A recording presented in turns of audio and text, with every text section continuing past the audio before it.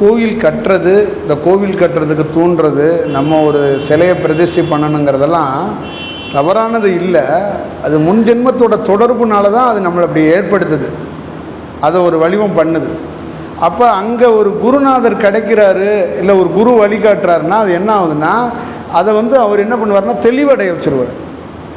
இது எதுக்காக நீ இந்த வேலை பார்க்குற அப்படிங்கிறத முதல்ல தெரிஞ்சுக்க அப்படிங்கிறத ஒரு தெளிவாக செய்ய வச்சுருவார். இந்த உலகம் முழுக்க நான் சொன்னது தான், ராமாயணத்தை படித்த எல்லாரும் காட்டுக்குள்ளே ராமன் போனதுக்கு 140 கோடி பேர்த்துக்கிட்டையும் கேட்டால் தனித்தனி கதையை சொல்லுவாங்க. ஆனால் தியானம் பண்ணவனுக்கு மட்டும்தான், அதில் தியானம் பண்ணி உள்ள ஞானம் அடைந்தவனுக்கு மட்டும்தான் ராமன் காட்டுக்கு போன ரகசியம் தெரியும்.